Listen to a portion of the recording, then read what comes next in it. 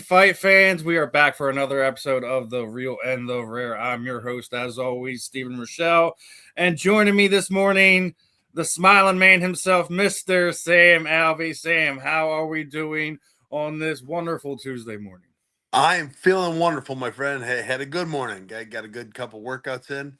Just got home, showered off, and about to take care of my horses.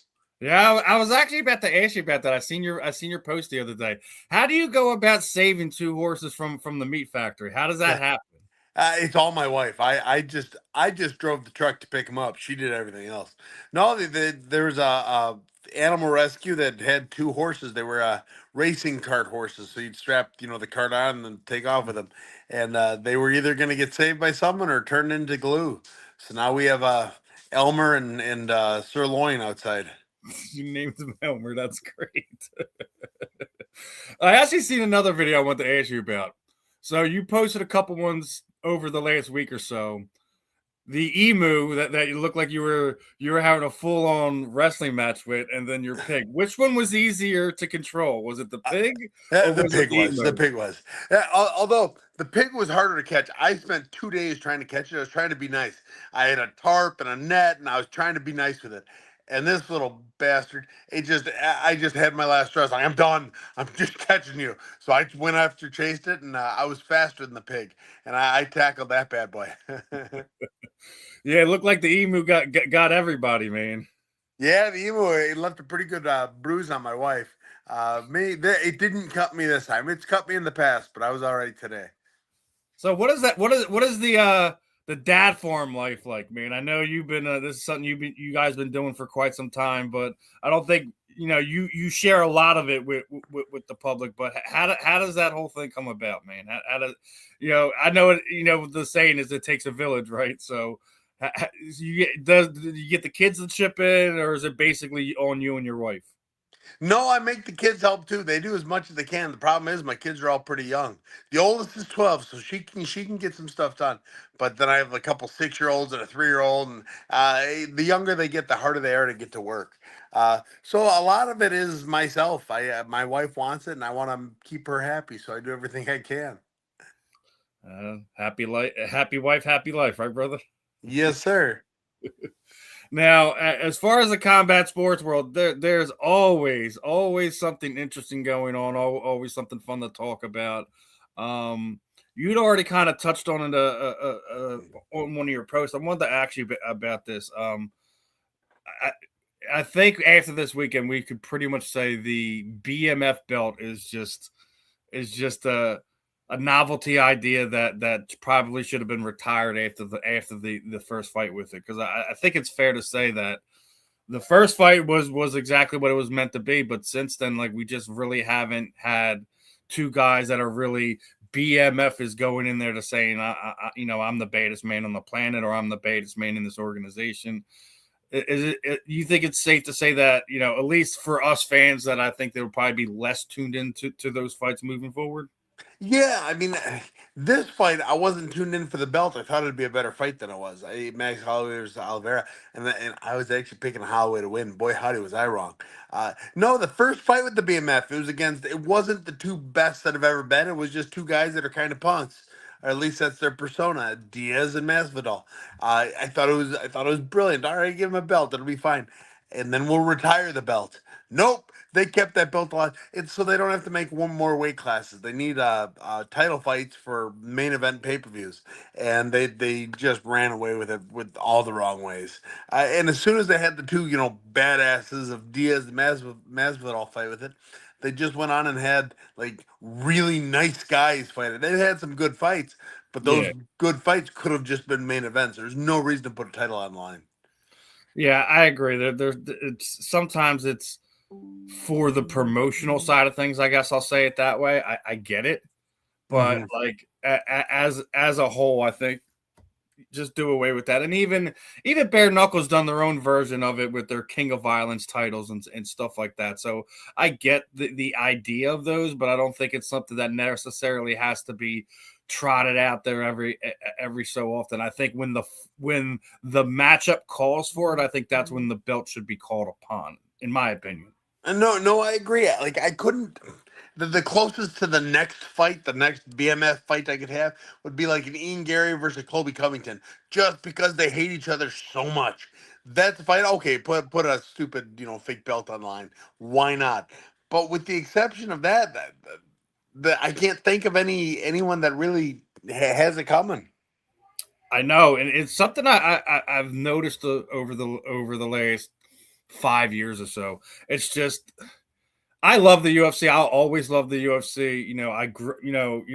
My formative years, so to speak. It's just was watching the UFC grow from being banned to being arguably the biggest combat sports spectacle that we've ever seen for the better part of the of 20 years or so. Mhm. But I kind of feel over the last 5 years they're losing that firepower. And I don't think it's the firepower is the right word. Maybe star power is the word. Yeah, That I get the feeling like they don't want another Conor McGregor. As good as Conor was, and as I mean, he made eyes glued to him when he was fighting. They don't want that because Conor could then dictate the terms. Conor could then say, "Nah, I'm going to go box Mayweather. No, I'm not going to fight unless I get paid $10 million." Now he got bigger than the sport. And there've only been two athletes that have ever done that: Ronda Rousey and Conor McGregor. That's it.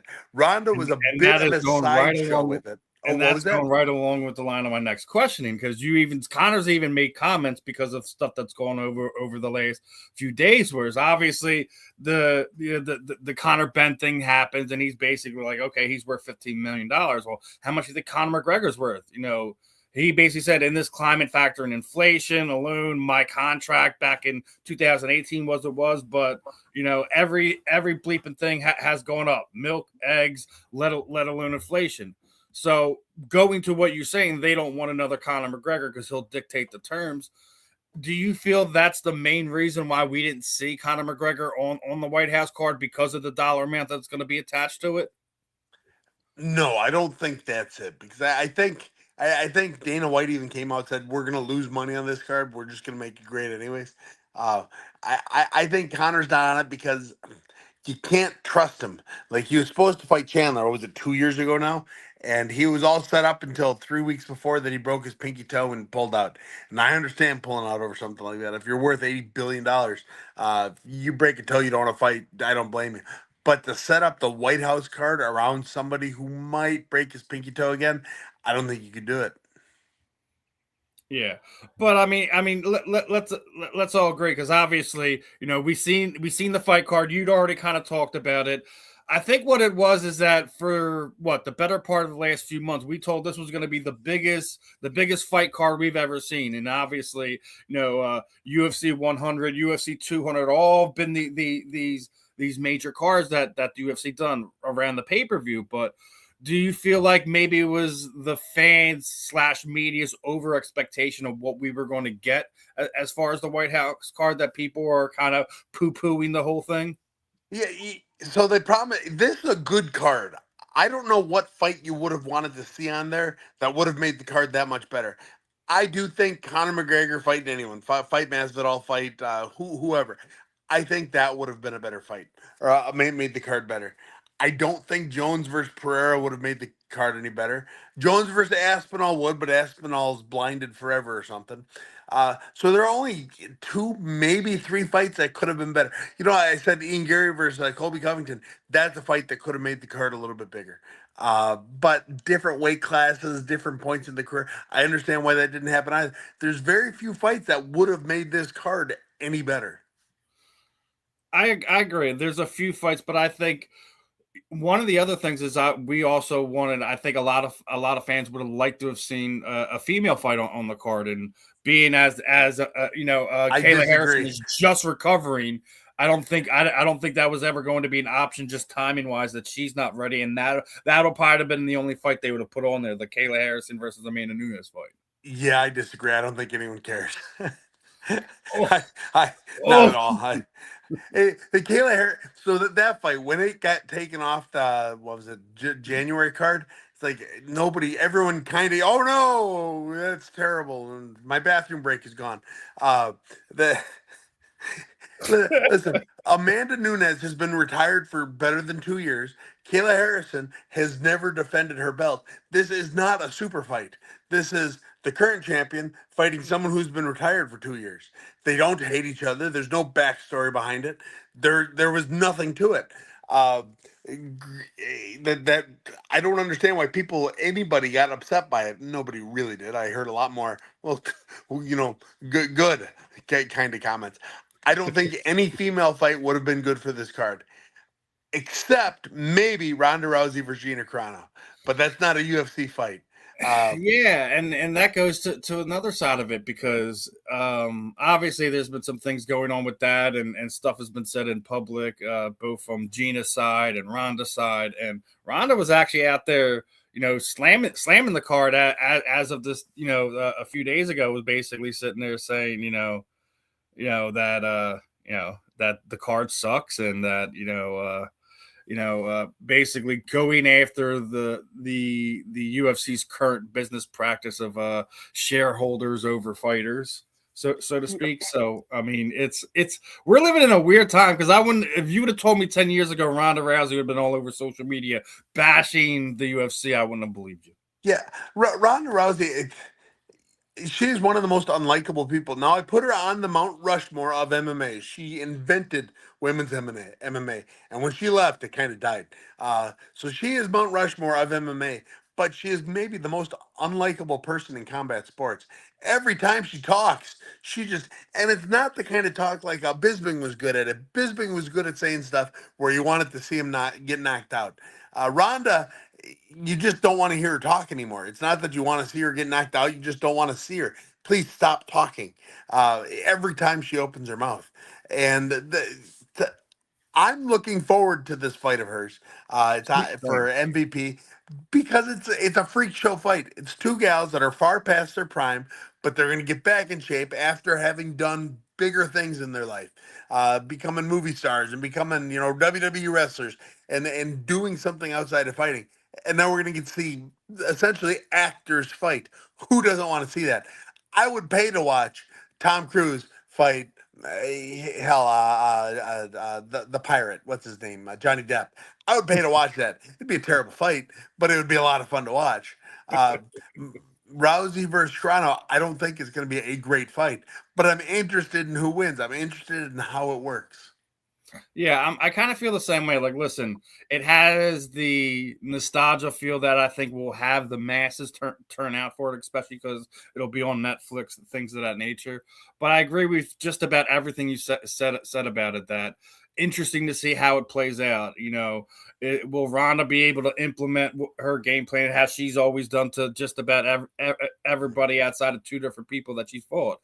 Will Gina kind of bite off of the Holly Holm game plan and kind of do like the El Matador thing, like you're gonna have to get a hold of me and I'm gonna keep you at the end of my punches type of thing. So it's gonna be interesting to see how that plays out. But I agree. I don't think it's gonna be an overly great fight, and at least in my opinion, because I was a fan watching Gina Carano fight on Elite X. I vividly remember watching like basically women's MMA kind of get created, and Ronda I have this saying like Gina Carano crawled so Ronda Rousey could walk, right? Mm-hmm. Yeah, and I think you're also right when she left, the excitement of what women's MMA has almost died with her. And, yeah. There are no superstars. Nobody really cares. There's some hype behind Shevchenko. Nunes, there was some hype, but not she was always a co-main event. Even when she had the belt, she was always a co-main event to help make the card better. Not she couldn't hold the card by herself, and that's just women's MMA. well, you got to think, like between Conor and Ronda, they both have had 1 million pay-per-view buy events. The only time Amanda Nunes had it was the immediate fight after Ronda when she fought Miesha Tate. That was the only time that she had 1 million buys. So that you're absolutely right that that's why she's that co-main event moniker, is because just people weren't tuning into her, as she may be, what everyone says, she's the GOAT, so to speak, of women's mixed martial art as we are in the current climate. But just because she is doesn't mean that she has the popularity to make people tune in. And I think what we were already talking about when Ronda opens her mouth, it just kind of turns people off. It has that Chael Sonnen-esque aspect to it that you just want to tune in to see how they're going to fight. Oh, is somebody finally going to beat her? And I think that's what Ronda's appeal was. Yeah, yeah, she was leagues better than everybody else at the time, and because she was leagues better, everyone wanted to see, "Well, can she do it again? Is someone going to figure it out?" That was her draw. Then she got beat twice, and I don't see the draw so much anymore, unless she was to fight somebody else who hasn't fought in 10 years, unless she was to fight some other gal who they maybe should have crossed paths back then, but didn't. The only other fight that she could possibly make after this is Chris Cyborg, but Chris has been supremely active in multiple different disciplines over that period of time, and I don't think that'll be a fun fight for Ronda. Ronda dodged Chris at every turn back when they were in the same league. She would not fight her. Yes, I agree. I agree. I can't say I blame her either, because we've already seen what Ronda's stand up game looks like, and it would have been a bad matchup, especially because Chris Cyborg is also a very good jiu-jitsu black belt on top of everything else. So Yeah, now personally, even though Cyborg lost to Nunes, I have Cyborg as the female goat. I think she's fought more competition. She's fought anyone and everyone they put in front of her, and she's beaten more people than Cyborg has. And God, she's been around forever. So I have and she's Cyborg about ahead she's of about to Nunes. go after a boxing world title too. Yeah, so Cyborg, she fights like a man. Cyborg does. You can make whatever jokes about that you want, but she fights like a man, and she's the only female I've ever seen fight like a man. I don't disagree with you. People like to tear her down, but I don't see why. Like, her skills as a combat sports athlete, what are we making fun of her about? Like, are you gonna get in a ring in a gym with her and see if you can beat her up? Average Joes, and that kind of goes to my thing with you, because you like to take on the trolls. You like to give anyone that sit there like, oh, I could beat this guy, and you give them a platform, like, well, come to my gym. I'll give you a place to stay, and let's film how you're gonna do against a fighter. So I'm gonna ask you this one: if someone approached you with a reality TV show type of deal, like Bully Beatdown or Pros versus Joes, is that something you would ever entertain or do or look into? Oh, 100%. I'm already working on some stuff. Damn, I've ruined it for everyone. Sorry, people. No, it's Bully Beatdown was such a fun show. Replicating it would be hard. So if we can tweak it a little bit, we can make a lot. We can make it a lot more fun. Well, I'm sure Jason Mayhem Miller wouldn't be completely opposed to running it back with some guys like yourself, brother. Oh, I'm talking with him too. See, that's what I'm saying. It can be replicated. It's just it wouldn't be MTV. It would be Right, something else. And I don't think that's necessarily a bad thing either. So right. it's interesting, but I definitely love how you go about treating the trolls, and your social media over the last few years, as in my opinion, kind of blown up a lot more than you ever were, as far as your popularity when you were in the UFC. What kind of made you kind of take that approach? But I mean, that's who you always were. It's not like you changed anything. It's just you've been giving it out for more public consumption. What Yeah, ultimately changed it? Is it how we consume media these days? Like, what forced that? there's definitely some of that, but when I was in the UFC, I was always active on social media, but not like I am now, and I wish I would have been. At the end of your career of MMA or boxing or whatever, you have you have nothing. You you have no marketable sales pitch. Your strength in the world is that you can get punched better than most. It's not a very desirable trait. But what you can do is let people see who you are, make people become friends with these people online. My friends, Facebook friends, TikTok friends, make them want to know you a little bit more. And I've been doing that, and I'm still working on doing that. And I have such a good time. I understand my entire career, UFC, karate combat, MFC before that. Uh, what what was only possible because excuse me, because of the fans, because people would tune in. So I use my social media as kind of a thank you to them. Thank you for watching. If I can help or make them enjoy the sport anymore, I'm going to do it. Listen, I love it. I love seeing that you're so engaging and have people responding to you. Like I always kind of felt like you didn't quite get the love that you kind of deserved. And I'm not sitting there saying you should have had title fights or anything like this, or you should have been main eventing this. That I just felt like as fans they didn't appreciate who you were as a fighter and as a person. So I love seeing when I come across you. I'm sitting there scrolling TikTok up there, Sam again. Yeah, I have so much fun with it. I just posted something before getting on here with you.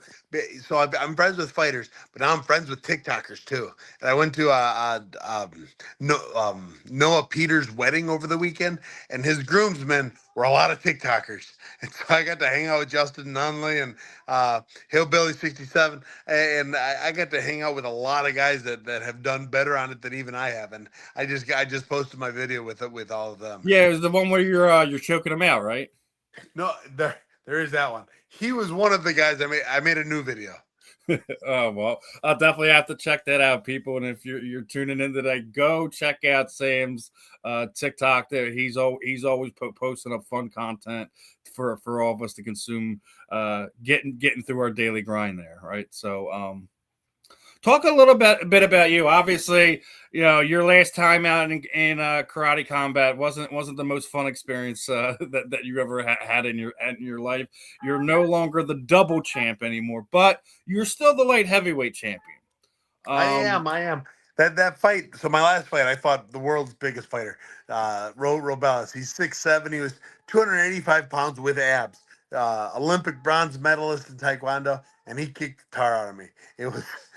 I got in that pit with him, and I was like, "Oh, you're really big." Oh man. uh, and yeah, he got the better of me that night. That's all right. But I was the first double champ. I am now the light heavyweight champion, and it's very likely my next fight is going to be against Uriah Hall, which is a fight I have always wanted. It's a fight I've always admired the way he fights, and I've always looked forward. I've always wanted the opportunity to compete against him.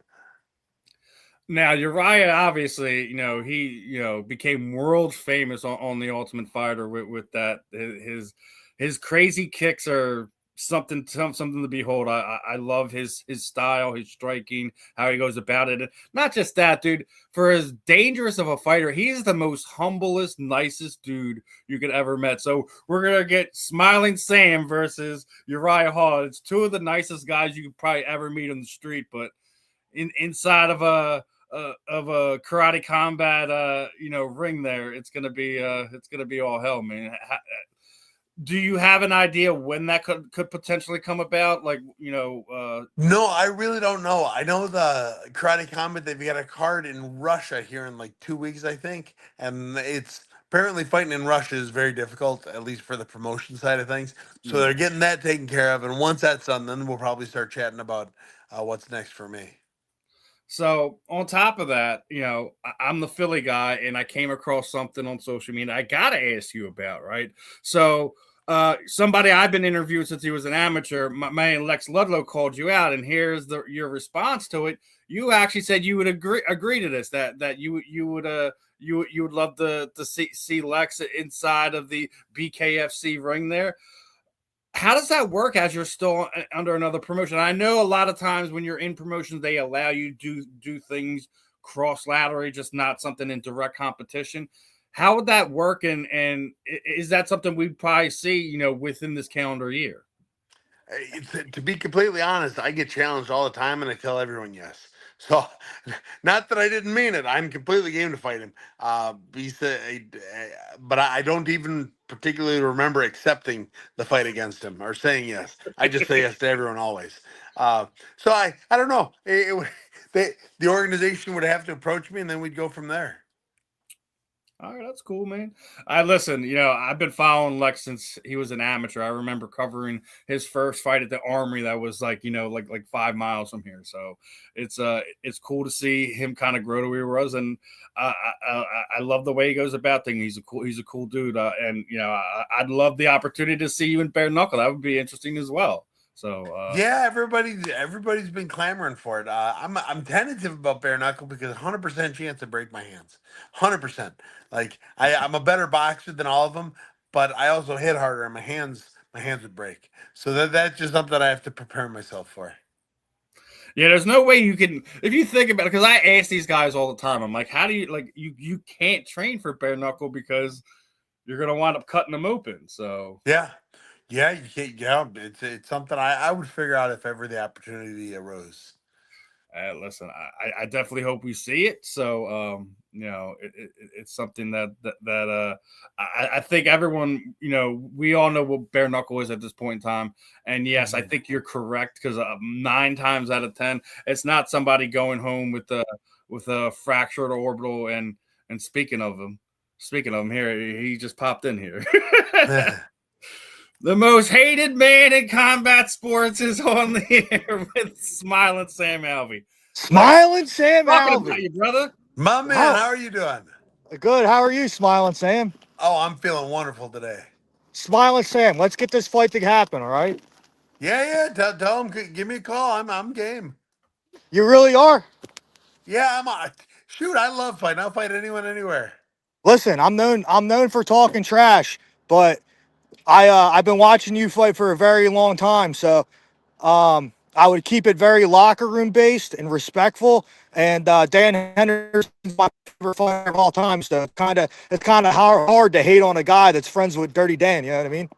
Right? Oh man, Dan has done me. He's blessed me so many times. The dude's incredible. I heard Yeah. uh I heard so many good things about you, bro. So I just want to fight because one, you're a real big. Are you still there?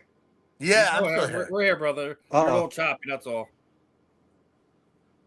oh. Uh We're oh. here and we hear you, brother.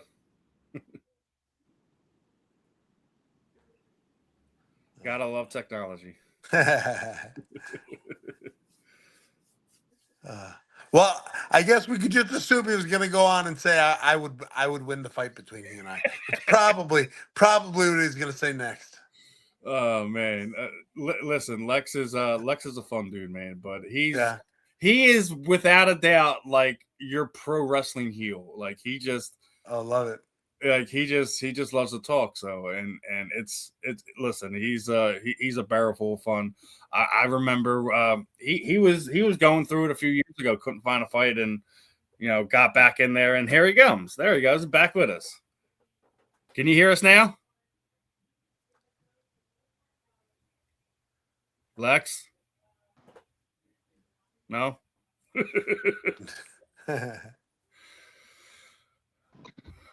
And he, Just heard something, but you're real choppy, brother. huh? Yep. Gotta love technology sometimes. Oh, it's great until it's not. Yeah. Yeah, it really is. So, like I said, Lex is one of the guys I truly love watching the sport in and out of it. Your mic's on mute too. That's probably another thing, Lex. He's giving me the 1 minute. He's got something going Huh? on. No, it's not that. I'm just trying to make sure my connection's good to talk to you guys. You're clear right here now, brother.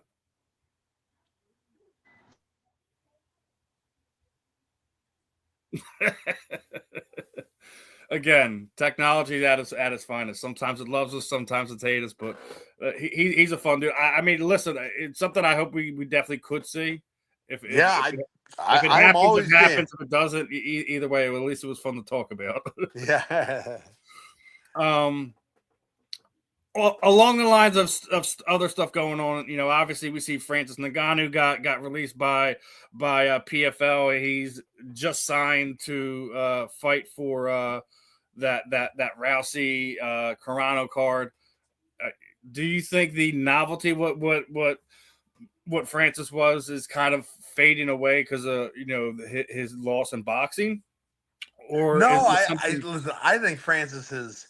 I think he has done more for the sport of MMA than just about anyone. He called the UFC's bluff, and then got everything he wanted after that. He got to box. He became the president of Africa. He fought for PFL. He got everything he wanted, and I'm so impressed with him. So the MVP fight, I'm gonna watch that one. I'm gonna be rooting for him too. Testing, testing.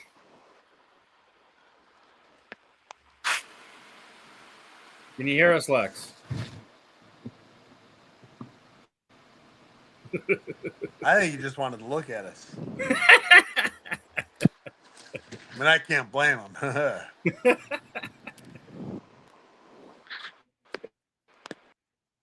That was rough. Tried. It was fun. Well, hey, here I really do. I'm gonna have to get going to take care of my horses and my sheep and stuff. Yeah. As we I want actually one more thing. I do want to do. No, absolutely. Just one more thing, right? So this month is March is Brain Injury Awareness Month. Obviously, we just went past the whole International Women's Day on Sunday. What do you think some of the sport as a whole can kind of do to help the CTE issue in that a lot of fighters it's undiagnosed and you don't see it until they're lashing out and stuff like that. We've seen some stuff with some athletes. What do you think that the sport in itself, whether boxing, MMA, that's why I always say combat sports in general, to kind of help, mental health awareness, brain awareness, etc. I really have no idea. I mean, I know good and well what I'm risking every time I get in that ring and every time I'm practicing. And all of us do. All of us are very aware. Uh, I don't know what the sport itself could do to help us. Like everything the NFL has done has only made it worse for them. I would recommend them just stay away from us as best they can, and let us figure it out ourselves. If I needed to say something, say if they paid us more, which would be hard to do because I mean you only get paid by the UFC, really. But Yeah, if we made more money, we would have to fight less, which would be bad for the business itself. yeah, But that would be less brain damage for us. yeah. Having to train less, having to only fight once a year, once every other year if they're paying us enough. So that would be one thing.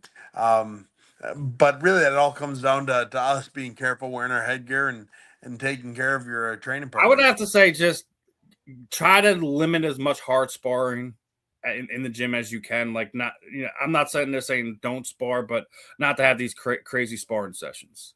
That's the Yeah, only but thing I would say. that wouldn't the promotion couldn't do that.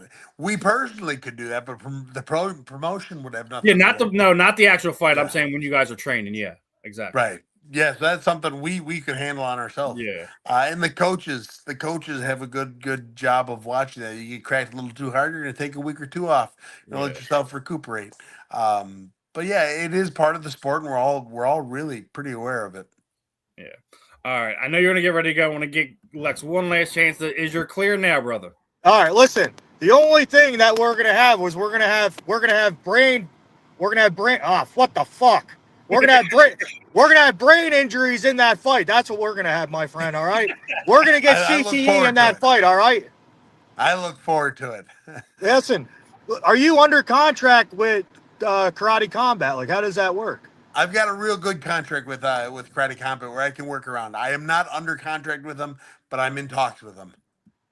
All right. Well, we don't care about Karate Combat anyway, San Alvey. All right. We care about you coming to BKFC and fighting the most hated man in combat sports in Philadelphia. You know what I mean?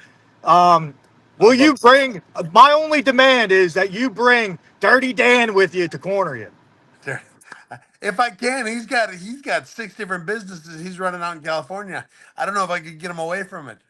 Yeah, I know he's got like a restaurant now, dude. Oh, it's so nice. If you ever get out there, you should stop in. It's just wonderful. Listen, Hendo's Barrel House.